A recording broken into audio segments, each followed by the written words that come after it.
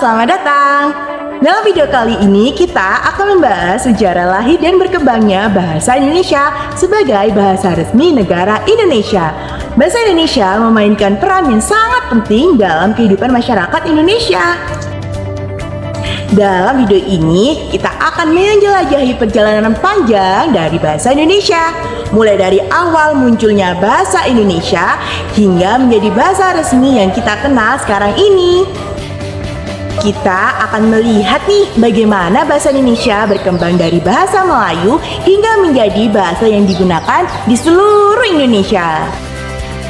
Selain itu, kita akan melihat bagaimana bahasa Indonesia terus berkembang seiring waktu, mengalami pengaruh dari bahasa-bahasa lain dan menghadapi tantangan baru dalam era modern ini.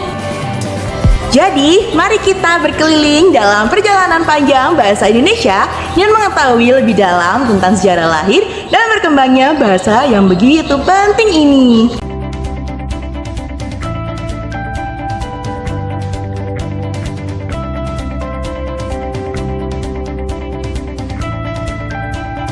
Bahasa Indonesia merupakan bahasa resmi bangsa Indonesia. Dalam setiap peradaban manusia, bahasa selalu hadir di tengah-tengah mereka. Bahasa dan manusia merupakan satu kesatuan yang tidak dapat dipisahkan. Hal ini dapat dilihat dari bagaimana bahasa bertindak sebagai suatu media yang membantu manusia dalam kehidupan sehari-hari.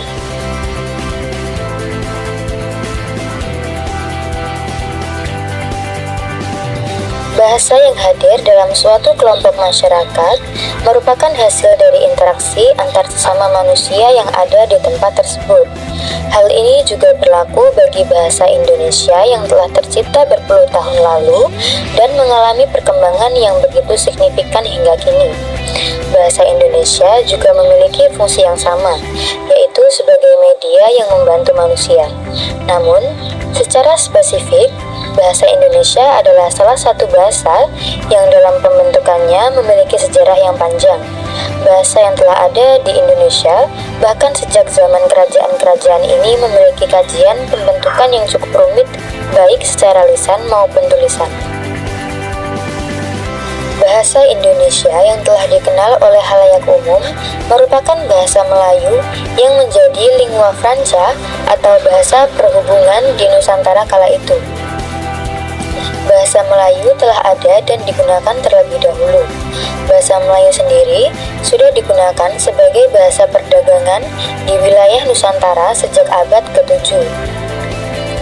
Pada abad ke-13, bahasa Melayu digunakan sebagai bahasa utama dalam Kerajaan Melayu Sriwijaya. Bahasa Melayu juga digunakan dalam prasasti-prasasti peninggalan sejarah seperti prasasti kedudukan Bukit dan prasasti Talang Tuo di Palembang, serta prasasti Karangbrahi di Jambi.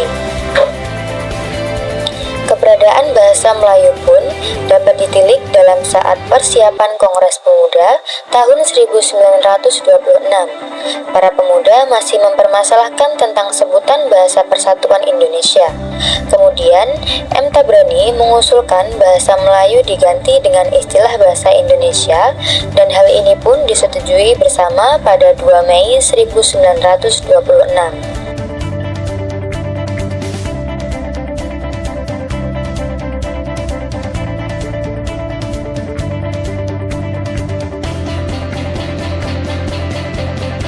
Melalui kilas balik sejarah yang telah dipaparkan di atas, dapat dengan jelas diketahui bahwa bahasa Indonesia telah menjadi begitu kuat hingga saat ini karena telah melalui proses yang unik. Berawal dari bahasa Melayu, kontak dengan budaya asing yang kemudian menggunakan bahasa Melayu dan menjadi bahasa yang akhirnya diganti dengan istilah bahasa Indonesia pada tahun 1926. Bahasa Indonesia kemudian masuk ke dalam 3 kategori perkembangan.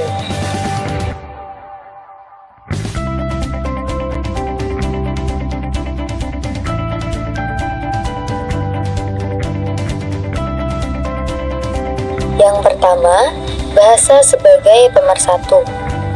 Bahasa Indonesia pada awalnya diikrarkan oleh para pemuda kembali pada tahun 1928 pada tanggal 28 Oktober dalam Sumpah Pemuda yang berbunyi, Sumpah Pemuda.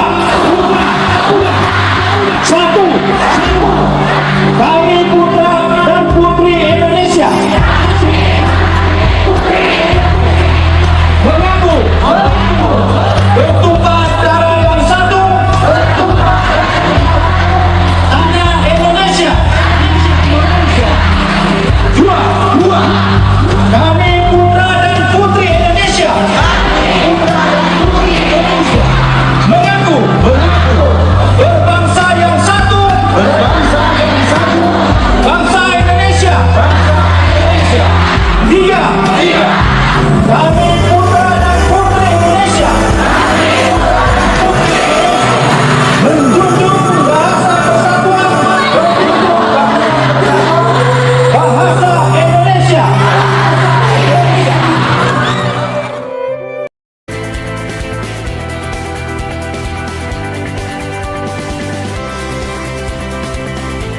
dengan sangat jelas bahasa Indonesia pertama kali digunakan ataupun diikrarkan sebagai bahasa pemersatu pada butir ketiga. Bahasa Indonesia kemudian mulai diterima oleh masyarakat Indonesia. Dengan diterimanya bahasa Indonesia secara harfiah, bahasa ini menjadi bahasa pemersatu Indonesia. Diterimanya bahasa Indonesia juga dapat tercermin dari diadakannya Kongres Bahasa Indonesia yang diselenggarakan pada tanggal 25 sampai 28 Juni 1938 di Solo.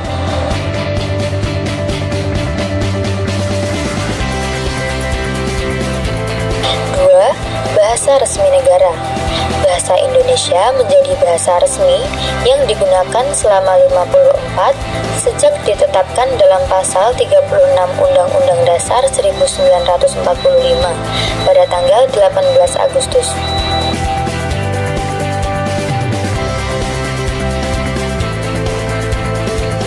Hal ini ditandai dengan pembacaan teks proklamasi oleh Insinyur Soekarno dan Dr. Andes Muhammad Hatta yang membuat fase awal bahasa Indonesia sebagai bahasa pemersatu menjadi bahasa resmi negara.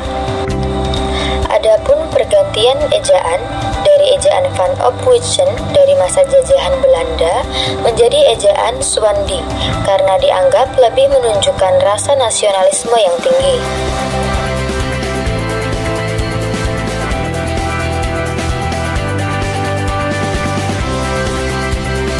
3. Bahasa internasional. Bahasa Indonesia sebagai bahasa internasional merupakan fase lanjutan dari dua fase yang ada.